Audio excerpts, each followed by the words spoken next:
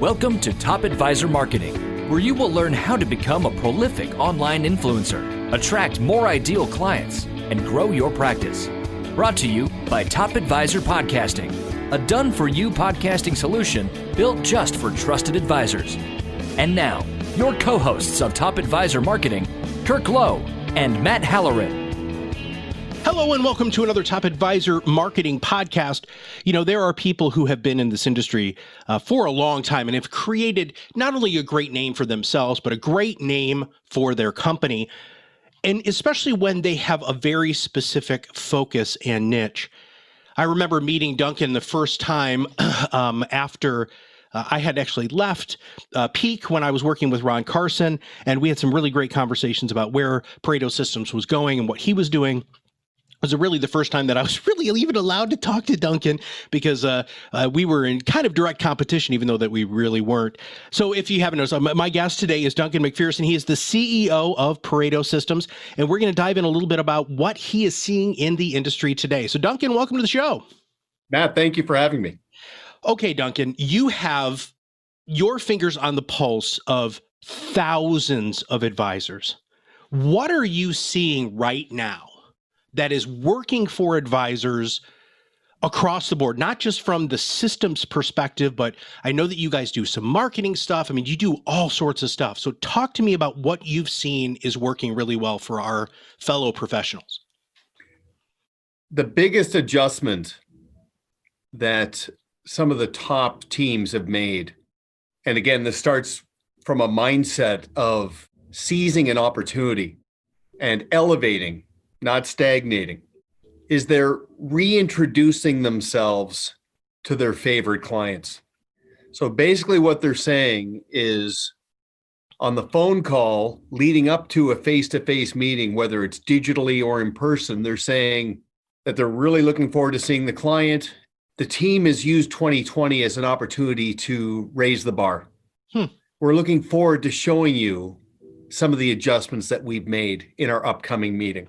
It's a reset button, for lack of a better term, and it's designed to start to future pace the client and make a statement. We're not playing defense here. We're not reacting. We're looking for ways to elevate the client experience.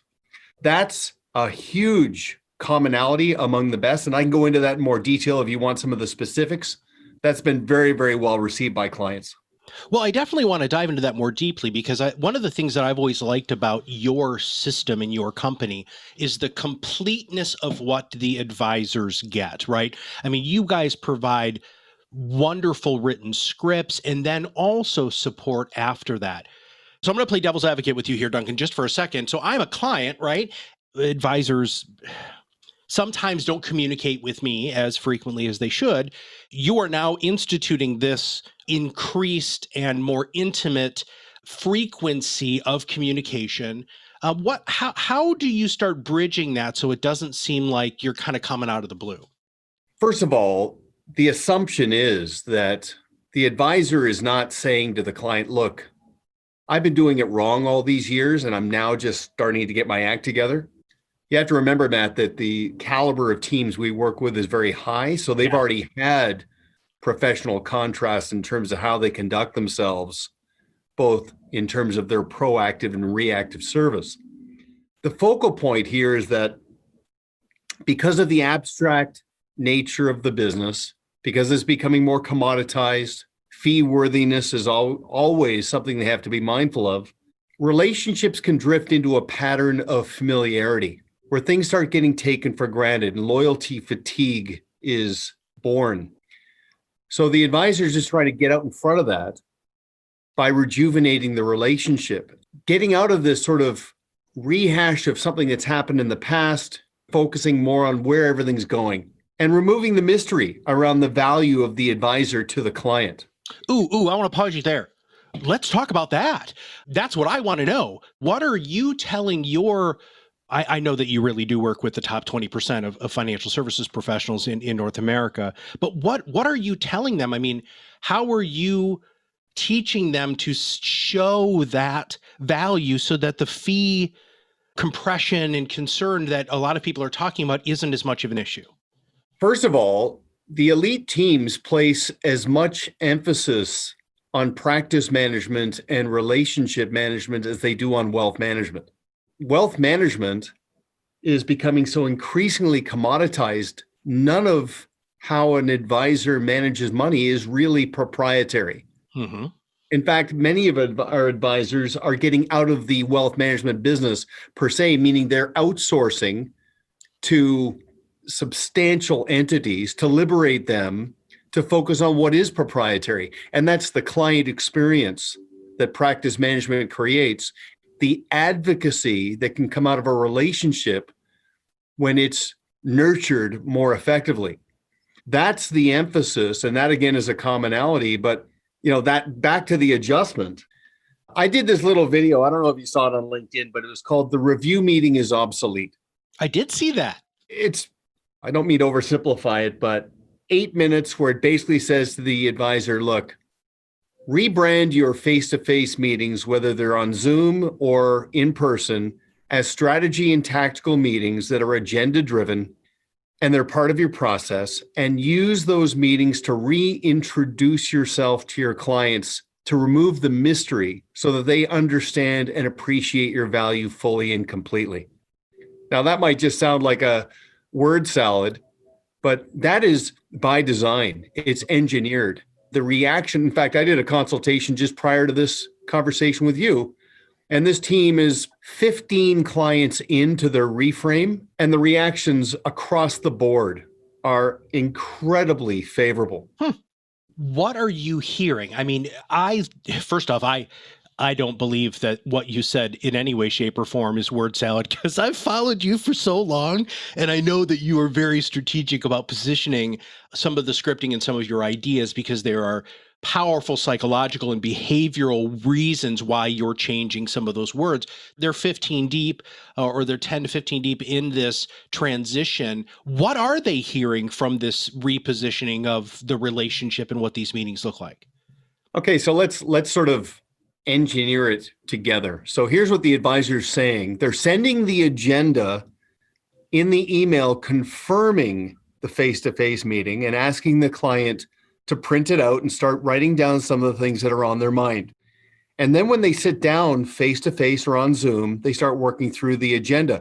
But they start off by saying, as we work through the agenda, I just want to let you know that as a team, we have gone through an exercise for the purposes of elevating the client experience. And through that, we've come to this realization that we've got some amazing clients, but many of our clients are not aware of everything we do. We're kind of our own best kept secret. We're kind of like the iceberg. You know what you know what you see, but there's so much more there. So at the end of this meeting, I've got a couple of items at the bottom of the agenda. I'm just going to drill down a little bit further into the process so you have the complete picture.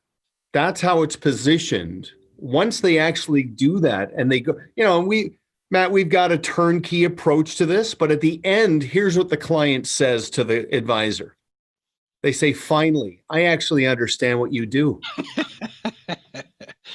Like, I've always loved you. You've always taken good care of our family, but now I actually get it.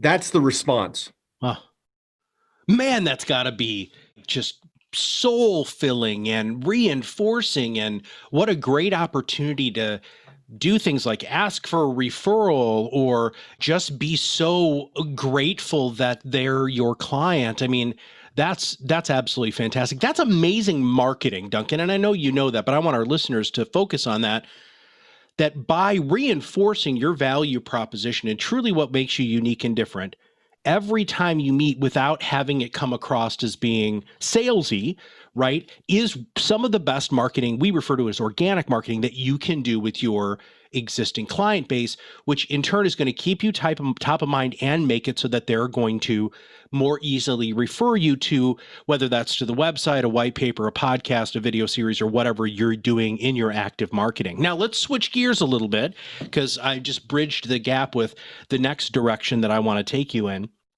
which is marketing. You offer consultation because part of practice management happens to be making sure that you're raising awareness of who you are and what makes you unique and different. Duncan, what are you seeing now that your top producers are using to get their voice out in the marketplace and to bring in new business? Well, first of all, and this is a bit of semantics, but we actually put a bigger emphasis on branding than marketing. Okay. Marketing is what you say, right? It's a claim that you make to the world, but branding is what they hear. It's how it's interpreted. Branding is designed to create professional contrast and let people come to their own conclusions that you are superior. So the positioning there, it's not done through salesmanship. It's done through stewardship. It is positioning. It's not pitching. Like all client acquisition, you have to be clear on who the addressable audience is. We always believe that before you go out and try to convince new people to do anything, work a little closer and a little bit better with the people who are already convinced. See what comes of that, because the ultimate goal is to convert a client that endorses you into an advocate who will introduce someone to you. That is the purest form of client acquisition, is that steady stream of introductions. Back to your question, for many of our clients, we're engineering a branding strategy to position the concept of advocacy as a service they're providing to their clients and how to attract those introductions.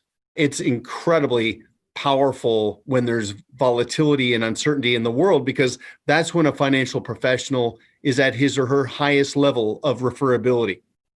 When there's uncertainty, because money's topical, there's doubt that a lot of people have for their current provider, and they're looking for a safe haven. And the first place somebody goes is they talk to a trusted friend and say, hey, are you happy with your financial advisor? Because I've just about had it with mine. Right. And then the introduction is activated. You talked about advisors outsourcing things, and the first thing that you had talked about was outsourcing this, the money management. We, on many podcasts, we've even had people on podcasts who are the outsourcing solution. Are you finding that more and more of your top producers are outsourcing more and more stuff so that they can stay in their lane and truly stay focused on really what they're truly good at? Yeah, again, well said. Not to overextend on the metaphor, but to stay in the lane. Like I just want them to reduce friction. For me, it's like going into a HOV lane, right? You've got the pass and off you go, and it's just smooth sailing. From my perspective, if you think of the art and science of being an elite financial professional has evolved. And I look at the balance between high tech and high touch. With technology, if you automate and allocate a lot of the technical aspects of wealth management to a blue chip firm, it liberates you to go deeper into the high touch of the client experience. Top clients, they're pretty enlightened. They're not as fixated on monthly performance, short-term issues one way or the other. They're more big picture. When they go into the high touch, now it's not promissory just on performance, it's promissory on a client experience, what it means to be our client now and into the future. So to answer your question, yeah, I mean, there are some great firms out there. You might know I've got a great relationship with First Trust. I mean, the opportunities to outsource, to liberate, to go deeper into what's proprietary, it's so incredibly powerful. And it enables a financial professional to go further up market to that high net worth sort of millionaire next door type client. And we see that happen every day. Now, you also have a relationship with some friends of ours at Idea Decanter. Are you seeing more and more advisors moving into different sorts of media types outside of what their comfort level might be? Absolutely. I mean, part of the client experience is one-to-one and one-to-many. Mm-hmm.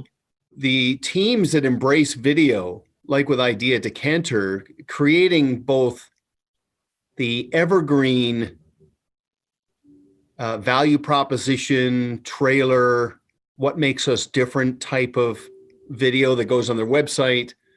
And then, of course, the cascading video of like a video blog or things like that. It's very efficient and clients love it. Now, you know this because you're an authority in your field. The key with the video is brevity, specificity, and proprietary, which means get to the point quickly. Don't talk about talking about things. Get to the point. Talk primarily about one thing, and then ensure that all roads lead to what's proprietary to you, and that's the fact that you have a process. Advisors generally talk in terms of, I help clients achieve their goals, and we provide great service and planning and advice. No. I don't help people. I have a process that helps people. Service is part of my process. Planning is part of our process. Everything is part of the process. Most financial professionals, they could do between 85 and 120 different individual things, but each individual thing is commoditized. It's like a brick. You put a pile of bricks in front of you, it doesn't do much. The mortar is the process. You put it all together, it's strong, it's beautiful, it's durable. The process is what creates professional contrast. We want clients to buy into the process, not buy transactionally the individual little things, Yeah. Kirk and I ended up kind of changing our education / sales process to focus a lot more on the fact that we're a very process-oriented organization here. And I mean, you're the king of this, Duncan. And I guess it just took us a little while to wake up and realize that's a really powerful thing. But people love that. People love to know that you've got your stuff together and that you're prepared. And there are seamless transitions between the different things that you do. And that's where the systems come in play. That's where the processes come in play. Now, am I right there, or am I really talking out of turn, brother?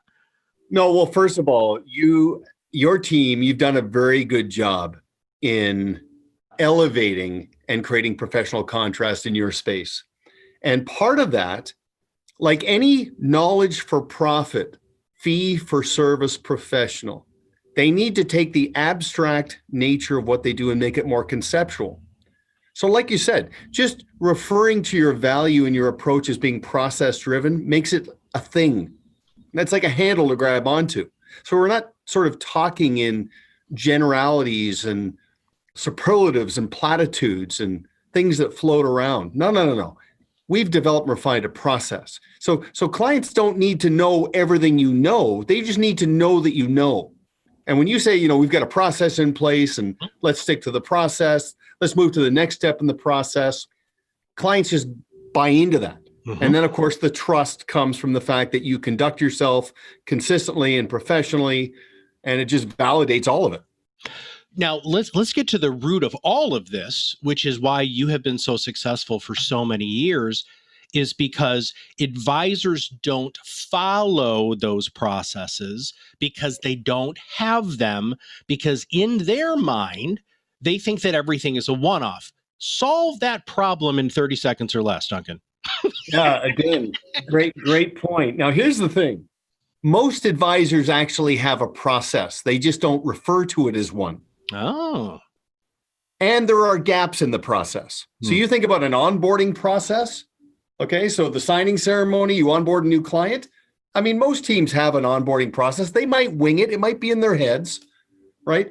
But if they get clear and document that and turn it into an intellectual property and then take it from 6 steps to 12, now it's a fully built out process. Okay, so, I mean, listen, I mow the lawn pretty much the same way every time. I have a process. And I'm always looking for efficiencies. Now, of course, it's not documented, but it is repeatable and it is transferable. I can teach my kids to do the same process, and they might find some little corners to cut here and there. But you know what I'm saying? We are creatures of habit. The key is take it out of your head as an intention, turn it into an intellectual property by documenting it, and then keep refining and optimizing it. And you'll just put more distance between you and everybody else.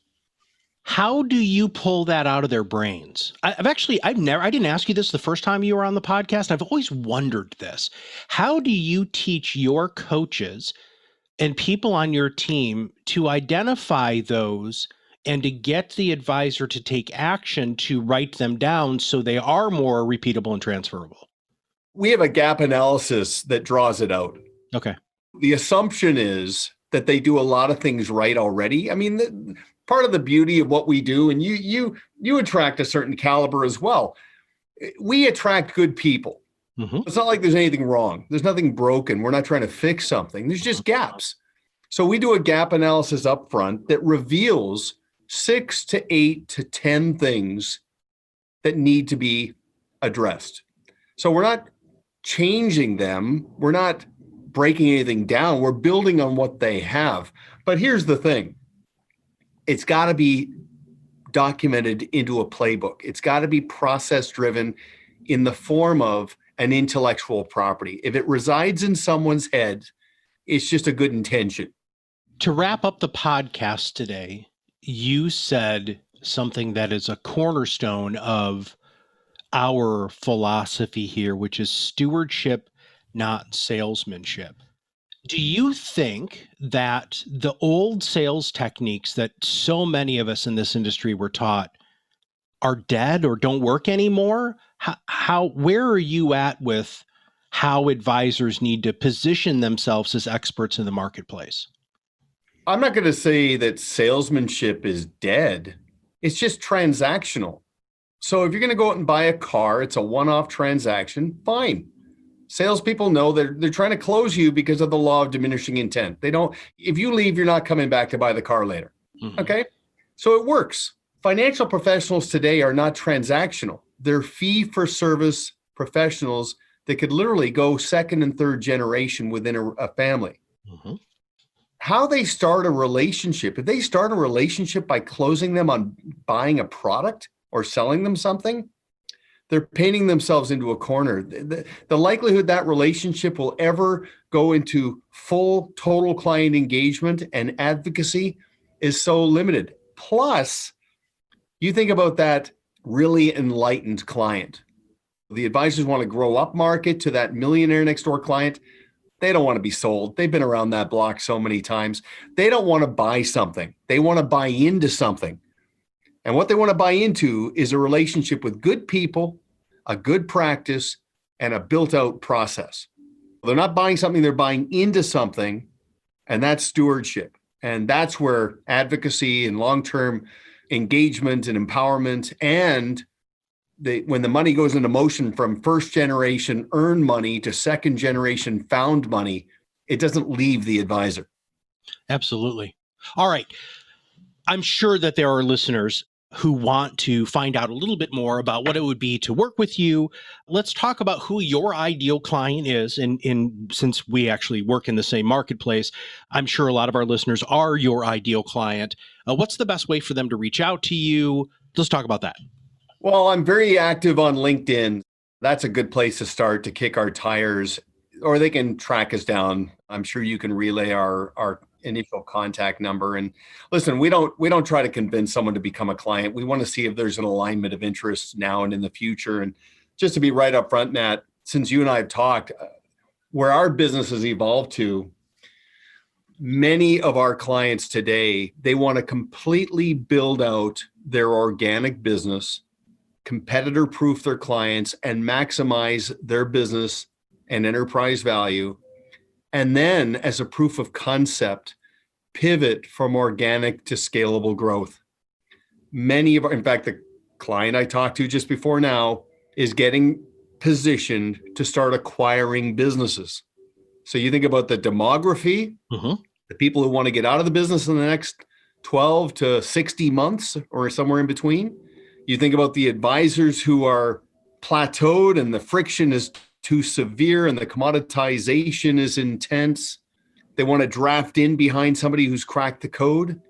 That's the next frontier. That's our ideal team who wants to get into that franchise-ready, scalable growth model so they can monetize on their process fully. And I got to tell you something, that is very exciting. And as a good client of ours says, he says, why would I bring on 50 new clients? I could bring on one advisor with 50 clients. It works like a charm. Absolutely. All right. If you want to find out more about what it's like to work with Pareto Systems, go to ParetoSystems.com or theadvisorplaybook.com. So there's a couple of great places to find some good information. 866-593-8020 is the way to actually make a phone call to Pareto Systems. The Advisor Playbook, listen, you need to follow Duncan on LinkedIn. He puts out great content, actionable, free stuff. He has the same philosophy that we do here at Top Advisor Marketing, which is to do whatever we possibly can to provide you with as much information as you can to make an informed decision, not only about where you want to go, but if you actually need or want our services or if you can do it yourself. Duncan, thank you so much for being a great guest on our show again. Thanks very much, Matt. And you and your team are bringing great value to the industry as well. So thanks for that. That's why I wake up every morning and drive my family crazy with why I'm so excited about going to work. So thanks, brother. I appreciate that. If you have not subscribed to the podcast, make sure you click that subscribe now button below. That way, every time we come out with a new podcast, it'll show up directly on your listening device. If you have any podcast ideas or guest ideas, email me, Matt, at topadvisorm.com, or follow me on LinkedIn and shoot me a quick message. Hey, Matt, I think this would be a great topic, or this would be a great guest. We're always looking for wonderful people to interview for the show. And if you have an extra 5 minutes, just throw a quick 5-star rating on iTunes or any of the players. That way we can show up even higher in the rankings on the podcast world. So for everybody at Pareto Systems and Duncan MacPherson, this is Matt Halloran, and we'll see you on the other side of the mic very soon. Are you ready to change the way you communicate with your clients? Are you tired of being the best kept secret in your area? Learn how to become a prolific online influencer, attract more ideal clients, and grow your business. Contact us today and see what the power of podcasting can do for your business. Click on the Contact Us link on our website at topadvisormarketing.com and set up a call to learn more. Follow us on LinkedIn and Facebook for more updates and information. This was brought to you by Iris.xyz, a platform helping financial professionals become better in business and life through new media and new voices. Visit them and learn more at Iris.xyz.